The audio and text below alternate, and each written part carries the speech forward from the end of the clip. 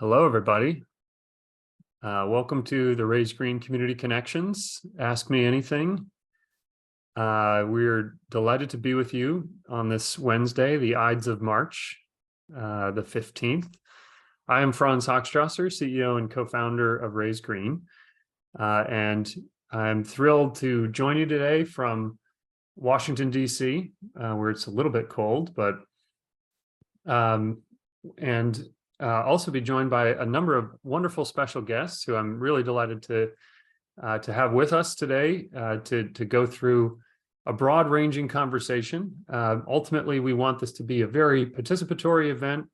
We want people to have an opportunity to ask these experts questions, ask us at Raise Green questions, anything about climate investing, climate tech, the industry that we're in, and really brainstorm and engage as a way to build community and network and learn in this decisive decade on the climate emergency. So, we often say that our shared future is at stake here, and we have a tremendous urgency of now to act decisively in this decade to deploy more climate solutions all across the country and across the world, but also do so in a more equitable way so that we can tackle intertwined social and environmental challenges at the same time and build a more healthy, just, and sustainable future together. So, for the past 100 years or so in the US, about 9 out of 10 Americans have been left out of lucrative opportunities to invest in private companies and small local businesses. But that changed in 2016 with the advent of regulation crowdfunding that made it possible for those Americans and those non-accredited investors to invest in those private companies through online funding portals. And that is what Raise Green is.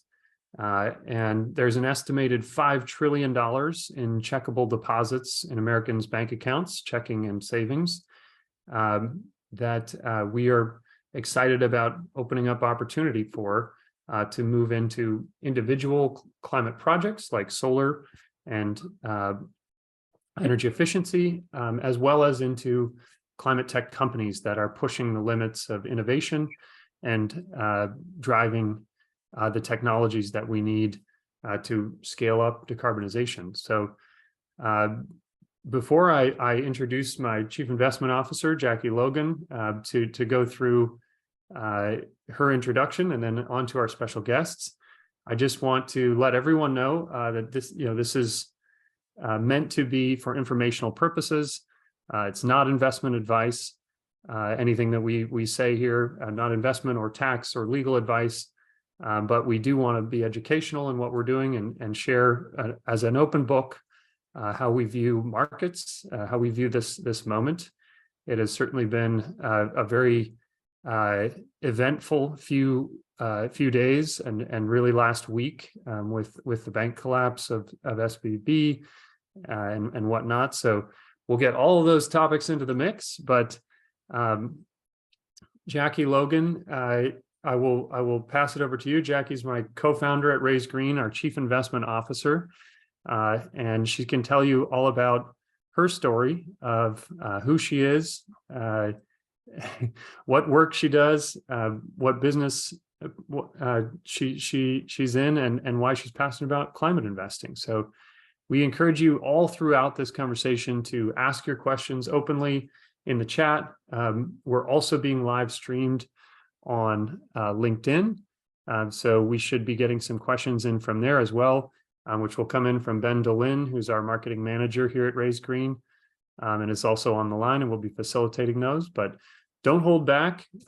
It's meant to be instructional and inclusive. So excited to be on with you all. And Jackie, I'll turn it over to you.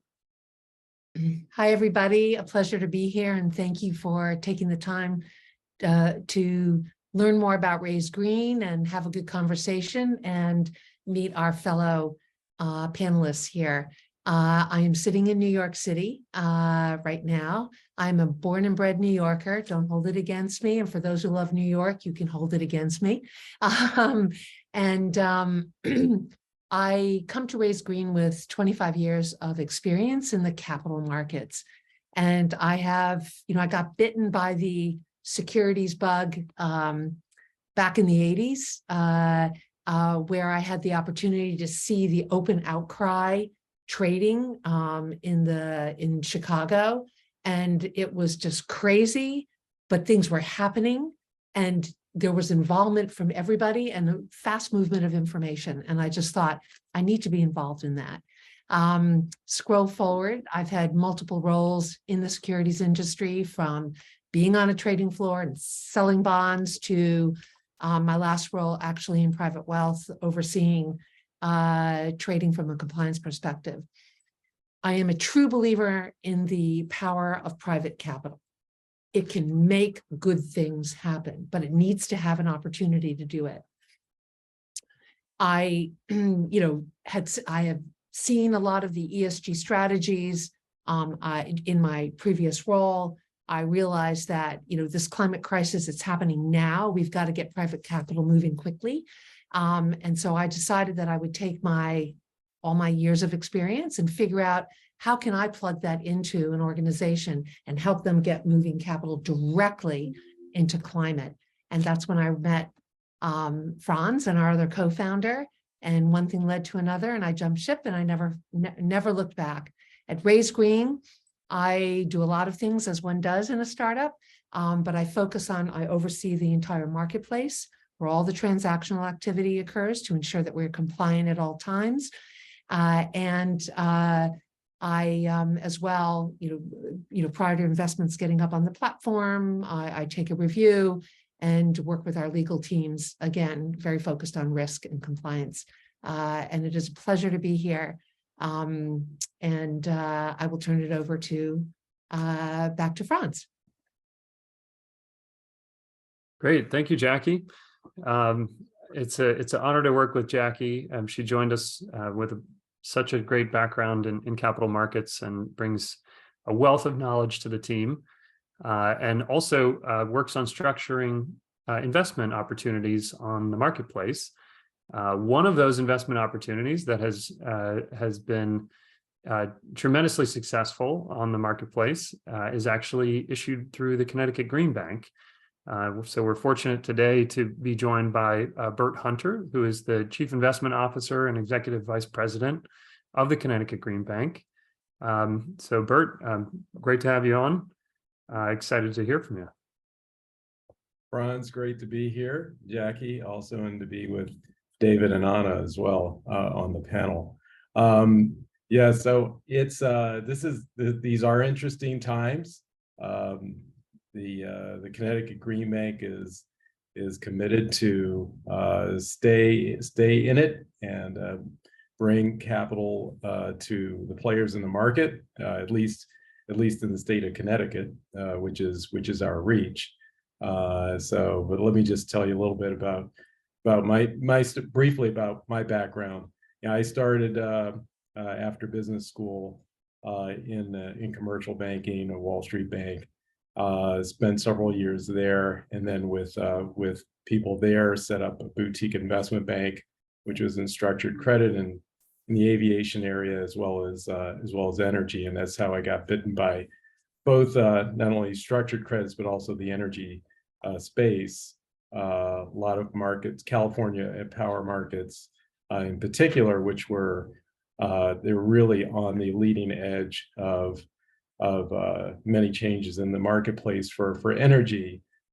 Some very good, some which led to blackouts, as we might remember from the Enron days. But that's then I came upon this opportunity to provide some innovation in climate finance through the Connecticut Green Bank back in 2012.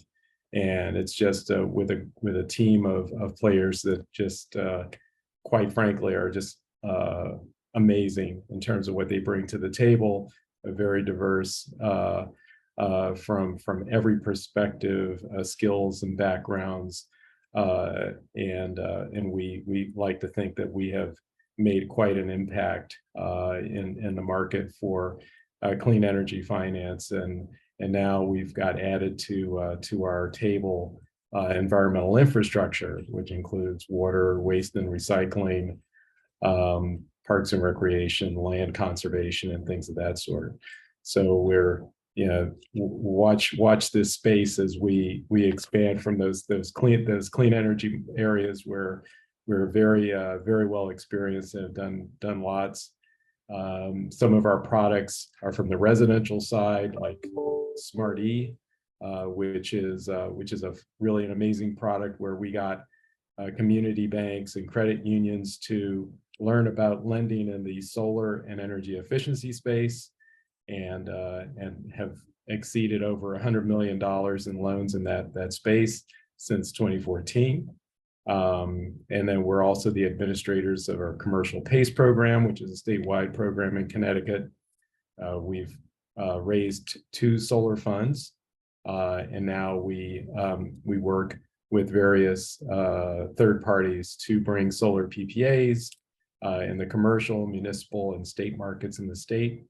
And we're also involved with a battery storage program where we're responsible for approving applications and initial incentives for battery storage, and we do that in partnership with the 2 utilities in the state, Eversource and Avangrid.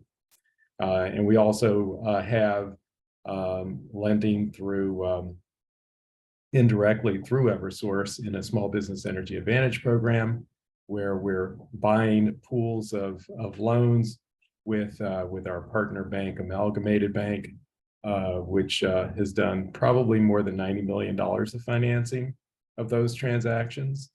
And then we have a full service capital solutions program, which allows developers and other parties to come to us with their great ideas to when they get stymied in certain transactions that they're working on, and we try to find a way to make things happen there. But capitalism is a great system, but it has its shortcomings, and sometimes there's a lot of friction, particularly in the climate finance space. And we like to think that we try to facilitate a lot of that, when things get stuck, and also to the point of where we kind of intersect with Raise Green is to bring some of these investment opportunities to the general public. We started on that by issuing our first Green Liberty bonds back in 2020, just in the midst of the pandemic. And we did our second issuance in 2021, which was oversubscribed 4 times over. So we figured we were onto something, and that there was an appetite for this type of investment. But we, as much as we wanted to with the Green Liberty Bond program, we were only reaching down to people who could put up $1,000 of a minimum investment. And we wanted to go even further.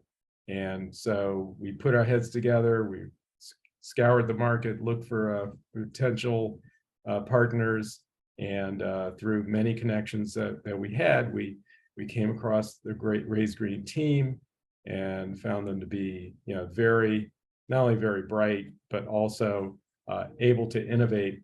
And we worked through issues of how do we work through bringing what we have to offer onto their platform, and not only do it once every other year, but we came to them with the idea that we wanted to come to the market on a quarterly basis and offer a very standardized investment, which would mimic like a green CD. Now, it's not FDIC insured. No, that's a big topic these days. Mm-hmm. But these investments are highly over collateralized structurally, with a minimum cash flow coverage of 2 times what debt service is. That often qualifies for AA or AAA treatment for rated securities. But we exceed those minimum thresholds. So it's very secure. It's 1-year instrument. Don't want to get into the details because I know that we have to be careful about those things, but So you can read all about it by going to the Raise Green platform.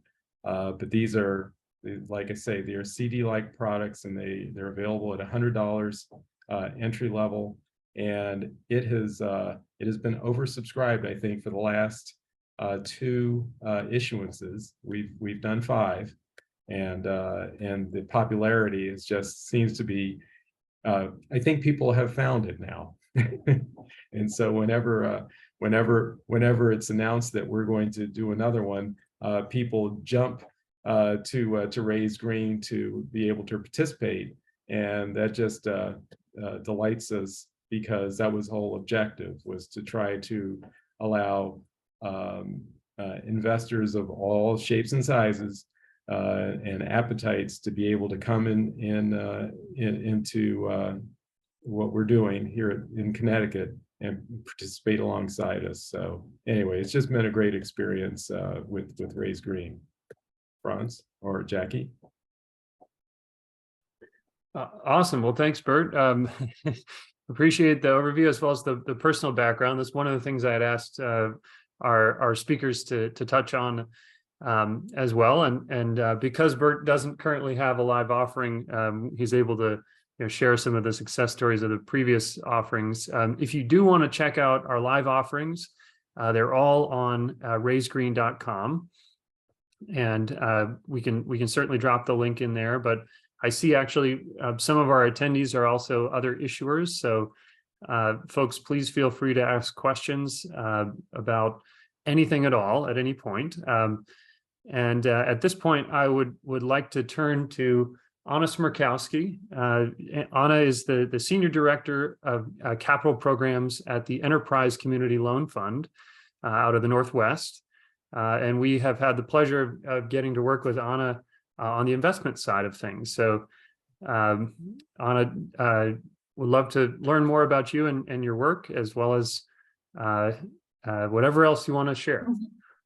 Great. So yeah, I'm Anna Smukowski. I am, as Franz mentioned, a Senior Director at Enterprise Community Loan Fund. We're the CDFI, or Community Development Financial Institution, arm of Enterprise Community Partners, which is one of the largest national housing intermediaries. We work across the country. We're headquartered in Columbia, Maryland, but have offices and projects that we financed pretty much in every state. The loan fund, we really focus on multifamily affordable housing, community facilities, and some commercial facilities lending. And one of the roles that I have at Enterprise Community Loan Fund is raising capital through our impact note offering, which we offer as an issuer dealer. But as part of that role, I'm also very passionate about living my values and being an investor in projects that I am personally care about, because I think that you can't really sell an impact product unless you also believe in what you're selling. So I have been involved in a couple of different women's groups around learning how to become an impact investor, one including Invest for Better. And through those different avenues, I kind of stumbled upon Raise Green. And I think that the Connecticut Green Bank was the first, my first purchase through Raise Green. So that I loved the way that it was structured in terms of prioritizing lower minimums, as well as Connecticut state residents, as I think that that's often a barrier to get people to invest, is not really sure if they're not sure how to invest or how much to invest. The lower minimums is really a good kind of entryway. So I'm here both as an impact issuer, not through the Raise Green platform, but also a passionate impact investor.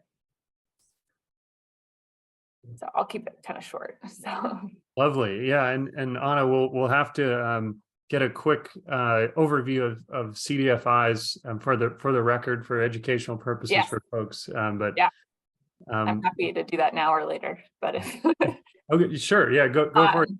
Then we'll turn to David next. Yeah. So community development financial institutions are a subset of the financial sector. On an aggregate, we manage around $222 billion. Across the country, there are CDFI loan funds, of which Enterprise is a CDFI loan fund. CDFI banks, which Bert mentioned amalgamated earlier. Amalgamated is a CDFI, but they are a banking institution. And then there are some credit unions and some venture capital funds. And the reason why we are chartered through the U.S. Department of Treasury to serve underserved communities, which typically are low to moderate income or distressed communities.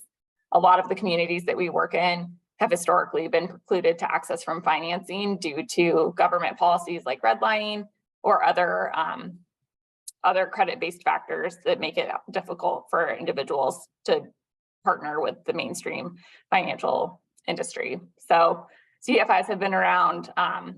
We became officially chartered in the 90s, but we've been around longer as kind of intermediaries between capital and communities. Very cool. Thanks for that factual overview. Much appreciated. So our last special guest speaker today is David Burt, and David is the CEO and founder of DeltaTerra Capital, which he's going to tell us all about.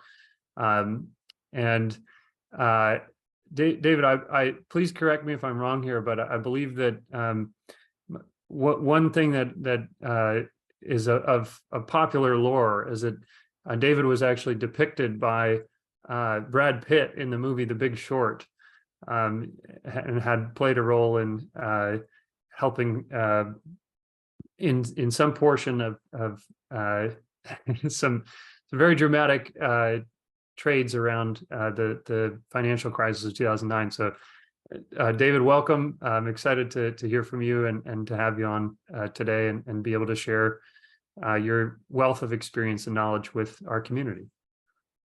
Thank you very much, Franz. Although you blew my personal anecdote, which so now I have to think of a new one. No. Yeah, you got that right. At least there was one scene where Brad Pitt played the real life me from a mention in the Big Short book. And so that's probably a little bit different from my perspective from some of the other panelists. I also am a huge fan of impact investing and the impact bond markets. I have a little bit of a different background, which is instead of trying to influence on the community side and bringing smaller investors into the fold, my background is very much on the institutional side. So I've worked for large money managers for 25 years, investing in mortgage credit securities and different types of derivatives. And really at the purest, the reason one would do that and do it as a way to feel good about their contributions to society and the world, which is a question I often get because that's not the general reputation of a Wall Street person, is because you really do believe that markets, given the opportunity to operate efficiently, can create a lot of good and a lot of good social outcomes. I think there's a big caveat there with the appropriate regulations put in place. I would put that in there. One of the regulations that is in place that sometimes I feel mixed about is how a huge part of the investing public sometimes gets cut out of whole new opportunities because of the accredited investor limits and the qualified purchaser limits. So I actually think that a solution like Raise Green, and I met Franz while we were both really just getting started in 2019, so I'm an investor on the platform as well, is this ability to really bring the broader population into that goal of moving capital around and allowing markets to behave efficiently. So with SVB out of the picture, for certain types of investments. So there was a lot of funding out of that bank for sustainable projects. And this now provides, now we have Raise Green can step in and fill the void where this institution is gone just by providing that opportunity to retail investors instead of a bank balance sheet. So I think it's really important that that exists. I think it's an important part of an efficient market. So there's really two real aspects that make a market efficient. One is that there's a lot of information available. So all the information that's out there allows people to make sort of intelligent decisions based on all the information. And two, there's a lot of participants and a lot of people able to make those decisions based on their interpretation of information. So it just feels very important to have a solution like Raise Green out there. I think it's good for the markets, and obviously it's good for the sustainable goals. So I'm the founder and CEO of DeltaTerra Capital. Again, my background is as an investor in securitized credit markets, which the big chunk of that is more familiar to people as mortgage-backed securities, derivatives in those markets, like credit default swaps. That's what got me the mention in the Big Short book. I actually left the institutional world in 2005 or beginning of 2006, having sort of recognized that the world had gone crazy. And I had a startup to provide my kind of nerdy quant mortgage credit research to folks who are interested in looking at other ways of positioning their institutional portfolios around subprime mortgage credit risk, and in particular getting short, which again, it's from someone who believes in efficient markets being helpful. That's not something that you should be ashamed about, is wanting to short something that's overpriced because of ignorance. So that's something that I'm still proud of, and I'm happy to have been mentioned in the book for that. Ultimately, in my whole career has been based around this idea of trying to find things in capital markets that institutionals can buy that are cheap relative to what they're actually worth, and things to sell that are rich relative to what they're actually worth if all the information were available and freely available. So I started looking at climate as a concern, especially to property investment markets in 2014, and sort of watched the evolution of analytics capability, the ability to project what increasing wildfires, storm severities, flooding because of increased just water in the atmosphere as the world warms might do to the ownership costs around property. And started incorporating that in models. I was a portfolio manager at Wellington Management Company, and by 2018 really realized that this was one of the most mispriced issues on the planet, and was again a very an important issue that markets learn to take in and work through in their decision making, if we want to cure people's awareness of what's really going on out there. So we started DeltaTerra in 2019. We provide translation capability for institutional investors who want to take all this new scientific forecast data about climate risk and translate that into whether they should buy or sell a particular mortgage credit security, for instance. It goes beyond that into direct assets, and of course direct bank exposures and whole loans and the like. But that's the basic idea. In doing so and infusing markets with this information, we think we can help to stop ordinary people from buying homes that are overpriced. We saw what that can do to people and communities in 2008 following the global financial crisis. So we'd like to avoid further bubbles from accumulating.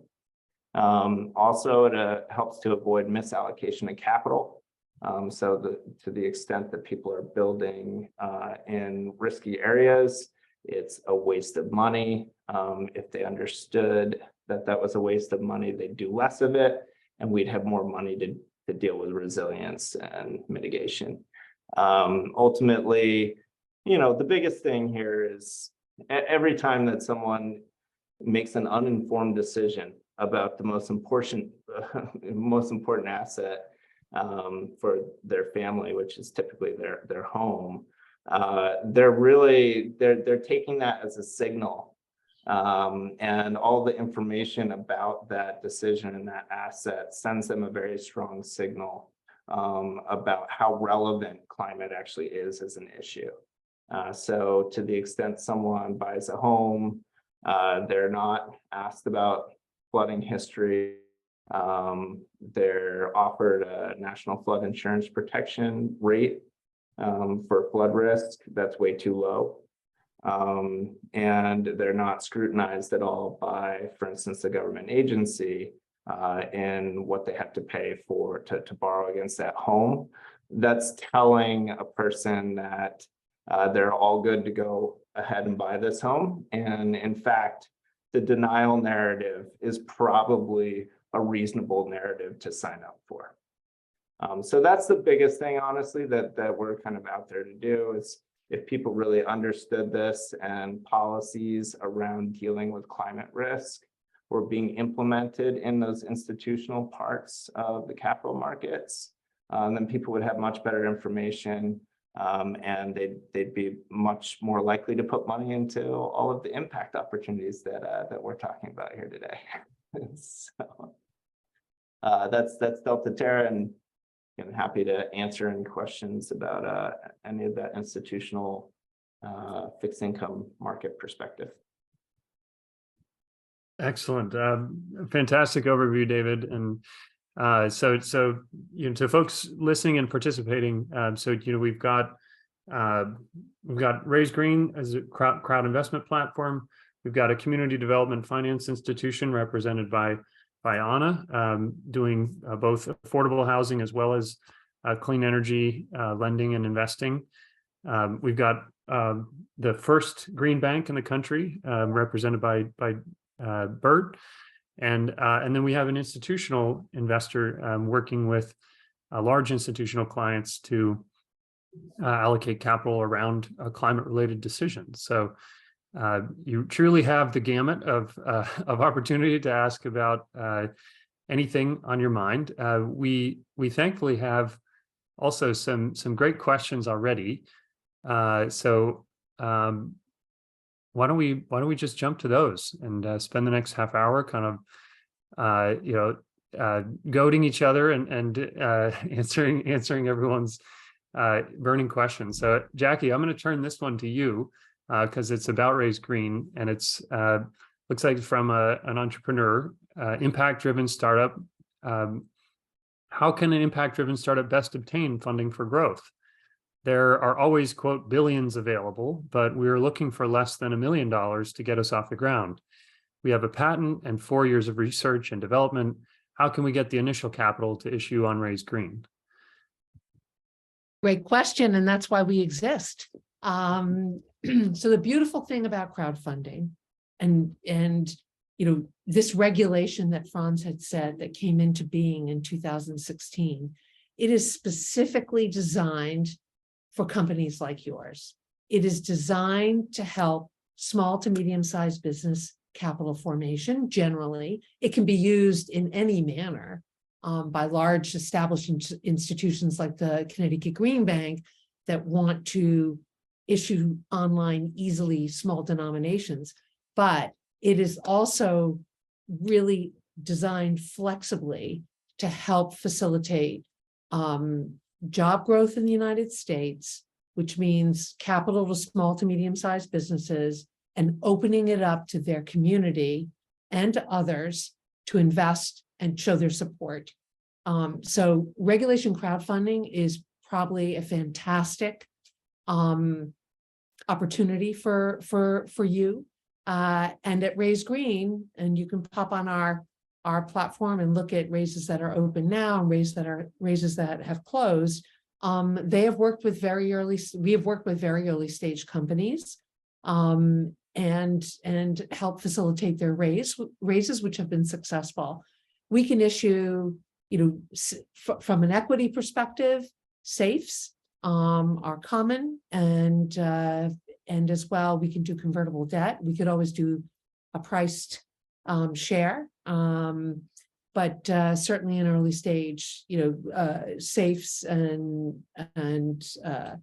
convertible notes are probably a tool that might be very helpful. We also can do straight debt for y'all. So high level, the way to get involved is to reach out to Raise Green, and we can set you up with one of our folks here, walk through kind of what the key information is that we'd need, and we can work with you to figure out if it's a good match and get you up on the platform.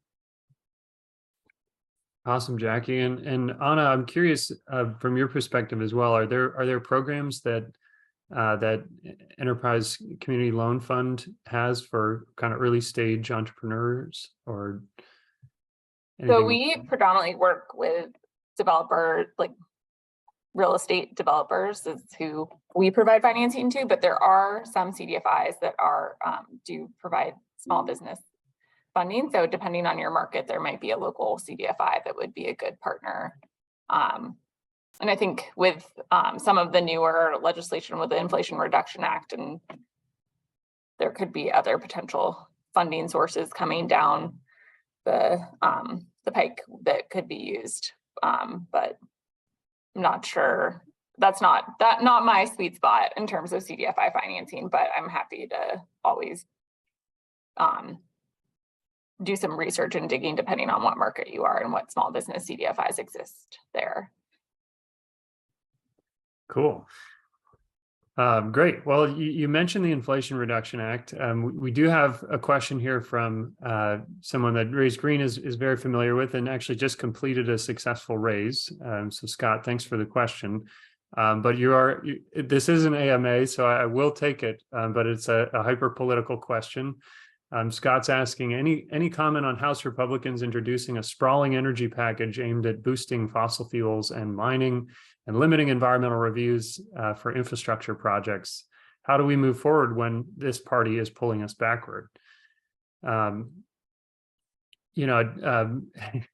tempted as a recovering politico to go into a political argument, but as a business owner that's working, to drive greater action and attention to climate solutions, what I would say is, that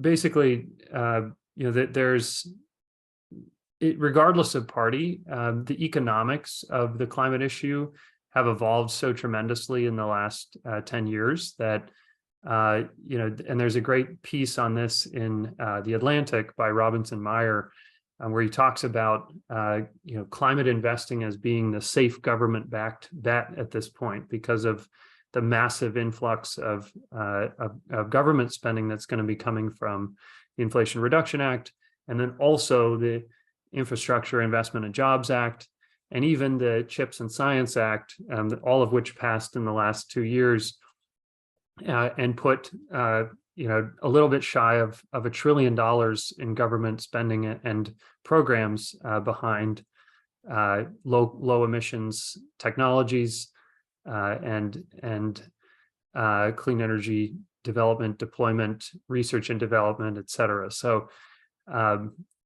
not to say that there wasn't opposition to those from the Republicans, but and there was, but we have a tremendous job just ahead of us implementing these programs and getting money out the door and into communities and down into the individual level, and open and available for folks to participate in and benefit from. So I always choose to focus mostly on that. And Scott, if I didn't answer your question, feel free to ask again. But I'm gonna move on to the next one, to Alex, who has asked, "What is your sweet spot, David? I want to pitch you." All right, I guess I'll take that one. No. First, I'm just because the next question is like this too, so I'll read our little disclosure off my website. DeltaTerra publishes climate risk reports to institutional investors and other approved subscribers only. Investor-specific or portfolio-specific investment advice is not currently available. And it is anticipated that such advice will be made available to institutional investors only under a written contract after DeltaTerra completes appropriate registration. So I can't really say anything about that, is what all that says. Ultimately, I'm really focused on solving these problems.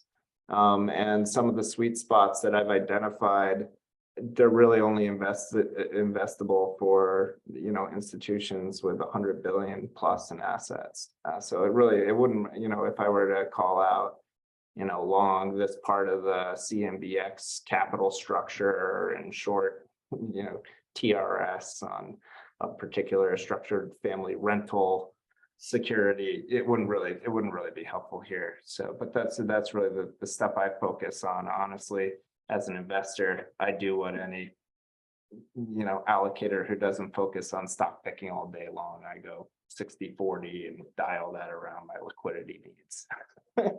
So, but I definitely do spend a bunch of time on underappreciated, great carry instruments that I have some structural view on as being long-term outperformers. And right in that mix is a lot of the sustainable investments that these guys carry on their platform.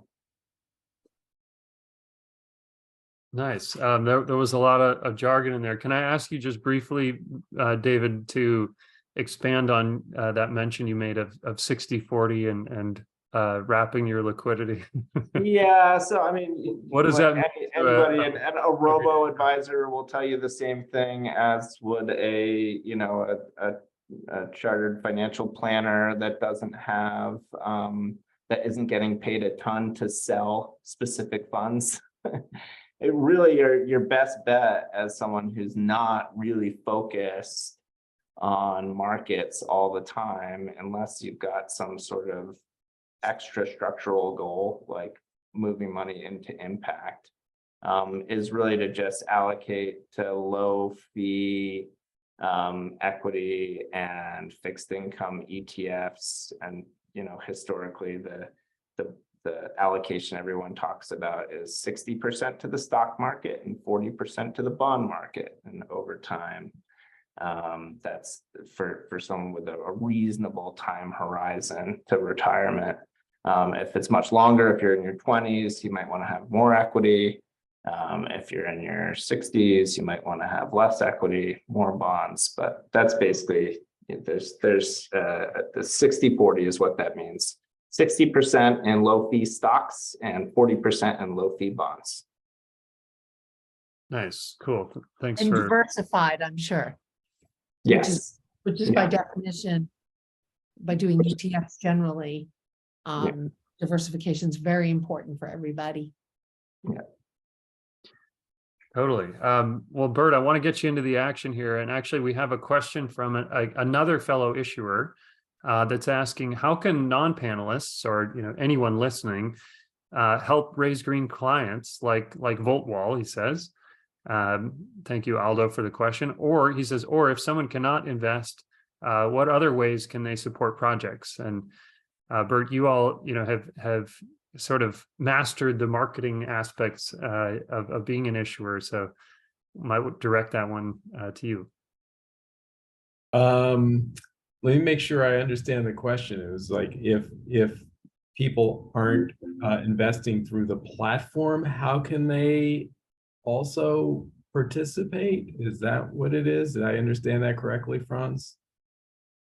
Yeah, I think it's part of it. I mean, the basic answer, to the first part, which is how can the non-panelists help raise green clients like VoltWall, would be you can invest in projects on the platform. So you can bring as little as $100 and find a project that interests you or company that interests you, and invest in those deals, as Anna and David have mentioned they've done. But I think he's also asking, if not an investor, how can they support these initiatives? So, social media or, Well, I know that, oops. Did you cut? Can you still hear me?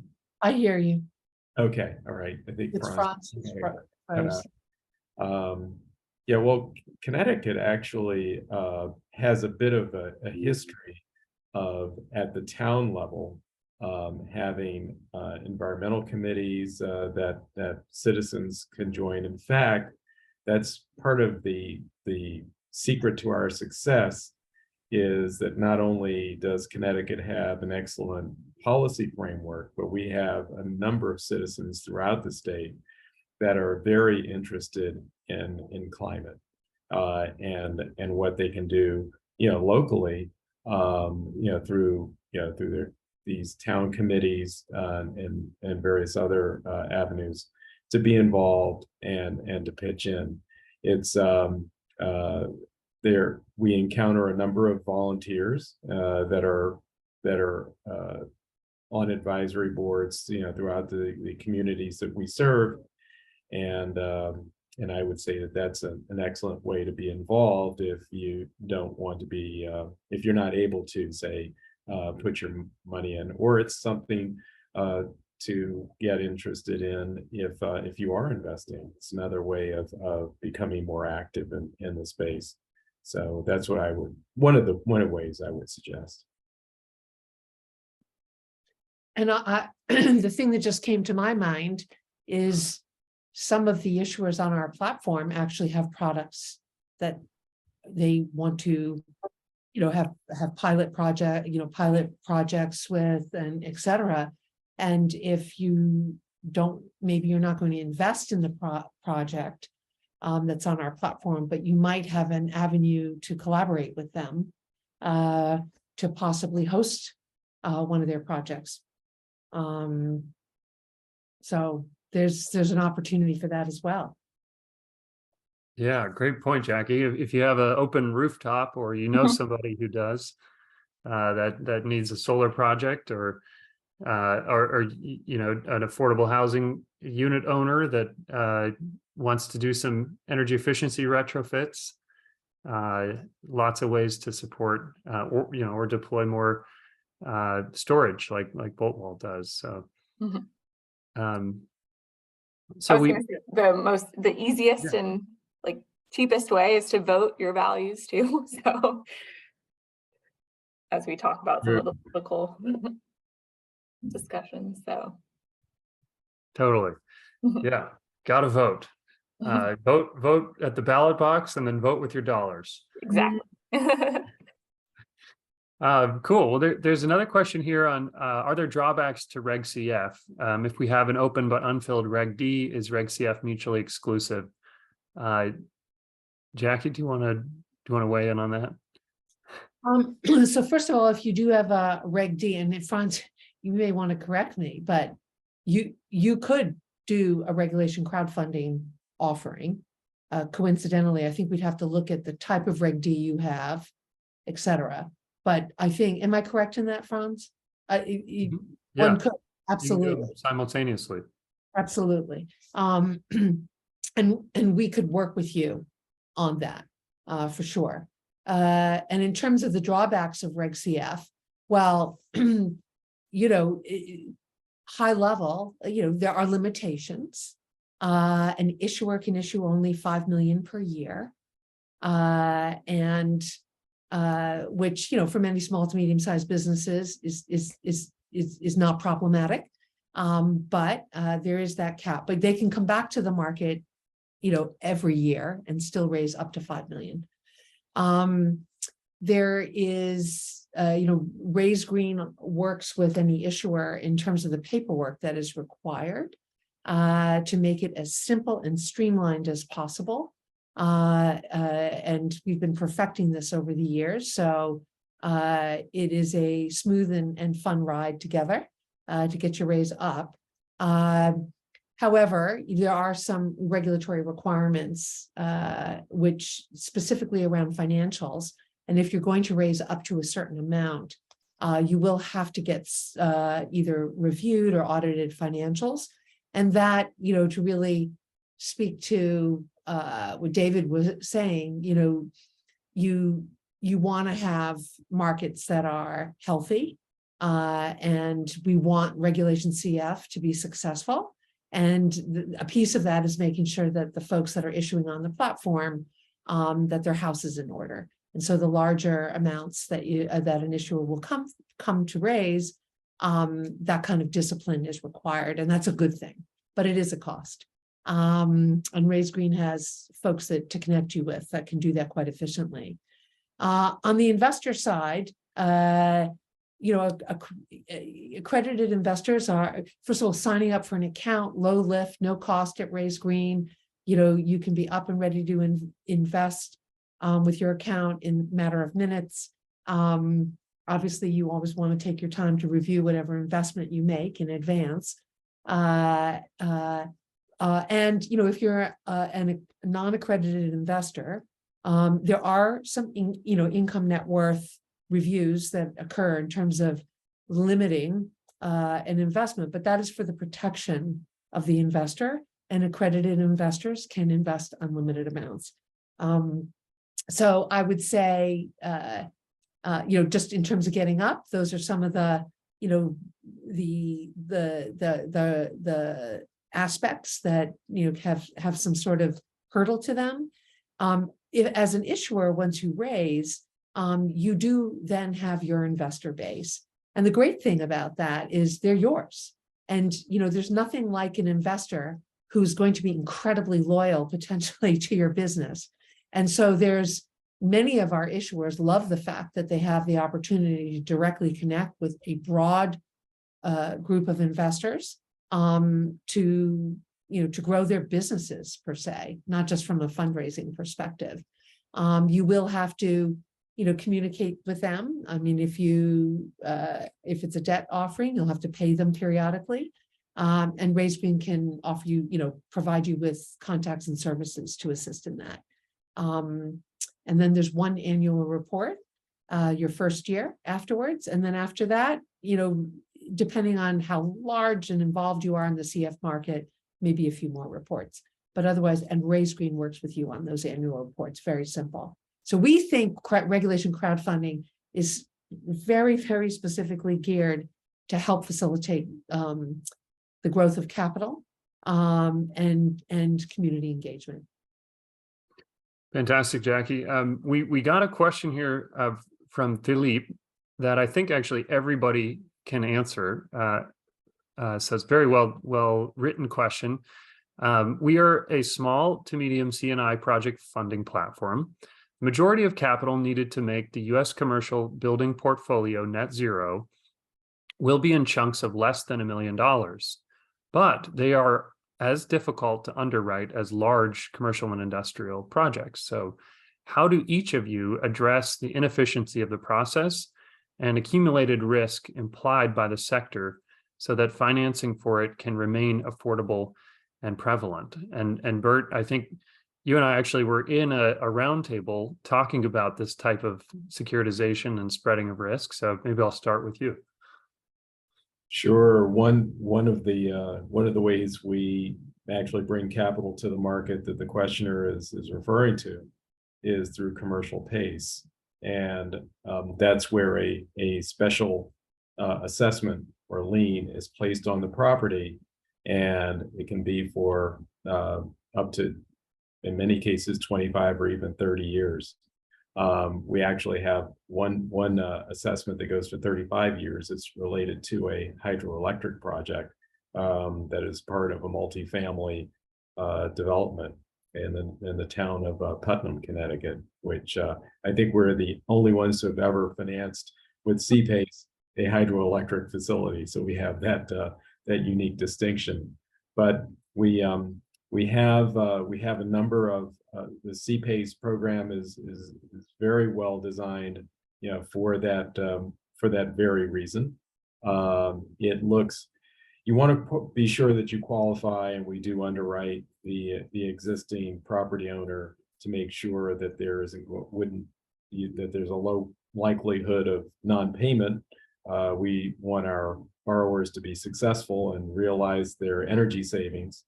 But the beauty of commercial PACE is that when you end up selling that building or property, then the energy efficiency benefits go to the next owner, as does the obligation to repay the obligation which is attached to the property and is often paid through the property tax system, but it doesn't need to be. Sometimes they're paid via a third-party servicer, and increasingly so, because that makes it more efficient to securitize these payments in the capital markets.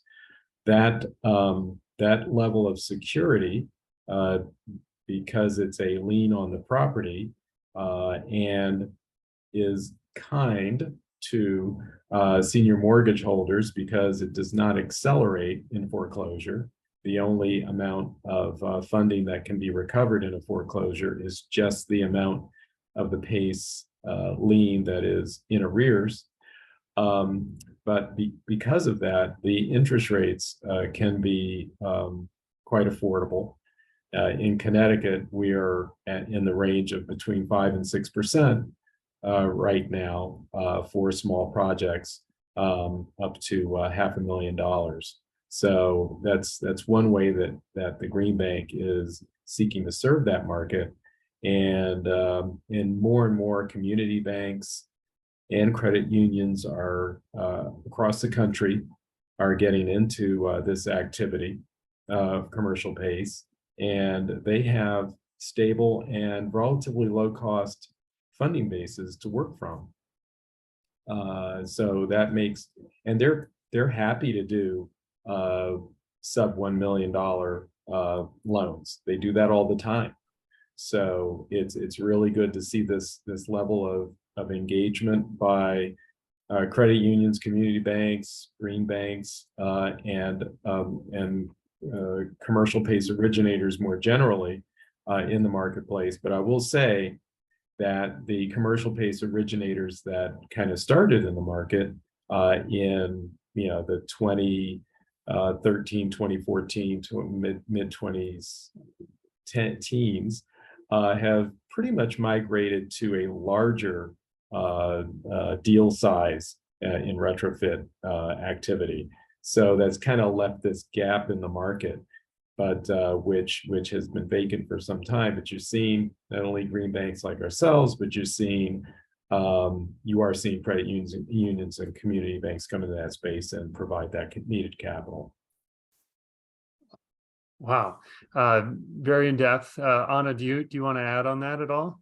If we go back to some of the history lesson on the CDFI industry, CDFIs came out of the Community Reinvestment Act, which was a law that passed in the 70s requiring banks to invest in communities in which they take deposits in, which was based off of the practice of redlining to stop banks from doing redlining. And how CDFIs kind of evolved from that, it was a lot of banks didn't want to take on the credit risk to be able to make those loans in communities because they perceived them as riskier. That's why they weren't doing lending in those communities in the first place. So they started passing through funding through CDFIs or other non-bank intermediaries within those communities who had the both the interest and capability to be patient lenders and to be able to do loans that traditional financial institutions may not want to make. And that has made a lot of our loans difficult to underwrite, as difficult as a larger loan, but sometimes smaller in size. So I think that there are lessons in the climate space from the CDFI industry on how we can come up with kind of hybrid public-private partnerships to be able to funnel capital into communities to achieve social and environmental goals.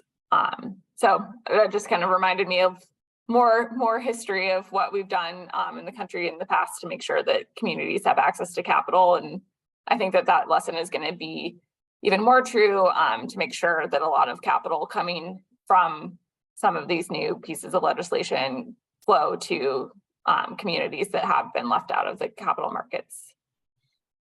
Certainly. And so David, so when we are, when somebody has financed their sub $1 million project on Raise Green, they've borrowed against it from a green bank or taken a loan from a CDFI, and then those portfolios are beginning to become securitized and packaged together. How do institutionals get over the hump of bringing these markets to scale? What are some of the barriers to breaking through on that level? And Franz, I wanted to flag the time as well. Yes. We're on our last couple questions. Oh, there are more. Uh-oh. I'll really quickly say that it is a pretty long, tough process, and you'd end up working with an expert in issuing securities and accumulating the assets that create the securitization, like the banks and Bert and what he's working on would probably be the best resource to speak through the nuances of how you bring something like that to market. Yeah. Excellent. There are a couple more questions. So I'll try to race through them in the last minute here. And I know we're starting to get a little bit over time, but good question here from Washik about on the topic of due diligence. What tips do you have for any type of investor assessing an impact investment, particularly a climate friendly or climate finance oriented one? Well, Washik actually comes from Ask Sustainable, which is a great partner to Raise Green as well. It's a tremendous resource for evaluating different climate-friendly investment opportunities. Many of our offerings have been listed there as well, and they provide a great amount of information. But all of the offerings that we do on Raise Green have a lengthy Form C or offering memorandum associated with it. We certainly encourage you to check out the offering page, ask questions in the Q&A sections and forum, and also, read up on the industry through blogs, join community connections events like this and ask questions. And ideally, the rising tide of information as well as investment opportunities raises all boats. I think maybe we leave it there. We're a couple minutes over, but allow me to give each of the panelists an opportunity to say one final sentence, if you have anything. Anyone want to go first? I'll just say that one of the things I'm really excited about this year is the Inflation Reduction Act. It dramatically changes the marketplace. The amount of credits are practically unlimited. And so, there's a lot that's going to come out of that. If as soon as Treasury can get all the guidance and regulations issued, I think we'll be well underway. So, more to come, more to see. More to come, more to see. Go for it. I'll just say, folks should feel empowered that, every little thing that each individual does matters as we start to try to have an impact on the climate crisis. Don't feel like it doesn't matter, feel like it matters, and just get involved, make it a priority. And because it's going to take everybody to get this done, and we can do it. It's a positive outlook, but it's just everybody get involved. Love it. I'll piggyback on that one, as well as a woman who works in the finance industry. It took me a really long time to start even thinking about my own assets as a way in a vehicle for change. And I think sometimes it can be scary, but I think vehicles like Raise Green and other even CDFI investments like the Enterprise Community Investment Note are ways to just start learning around how your money can be aligned with your values, and you can build the economy that you want to participate in and the one that you live in by investing. So it is a powerful way to feel like you're part of the community and being part of this community. So. Excellent. David, last sentence. Sure. I mean, I think I'd just echo what everyone else said and just add a little bit of even addition to that. I mean, between the Infrastructure Act, And even some of the stuff, the Inflation Reduction Act, and even some of the stuff in the infrastructure bill, there's a lot of money, there's a lot of opportunity out there to get after these both climate tech and adaptation opportunities that will make some of the challenges that are due ahead more manageable for society. And I would just extend that to, this is such a big issue. It's almost like you can just look at whatever you're doing on a day-to-day basis, whatever job you have, whether you're a teacher or a healthcare professional or a finance executive or whatever, and you can just add this filter. And I mean, just from an investment perspective, again, like I said, there's a lot that's mispriced. So if you're on that train and you're focused on reallocating capital towards this movement, frankly, I'm not supposed to make investment advice, but it feels like a good way to direct your investment energy for sure. And I think it's great trade. Fantastic. Well, we will leave it there. Thank you again to everybody for joining. Thank you especially to our panelists and special guests for sharing their perspectives and their knowledge and expertise. Check us out on raisegreen.com. We'll be doing these community connections events again. So would love to have you back. And thanks so much, everybody. Have a wonderful Wednesday. You have to put one plug in that if you want to invest in Raise Green. That's right. You can also invest in our company in Raise Green at wefunder.com/raisegreen. We're raising a community round and putting our company stock where our values are. So feel free to join us there as well. And thanks again so much. Have a wonderful evening. Thank you. Take care. Franz.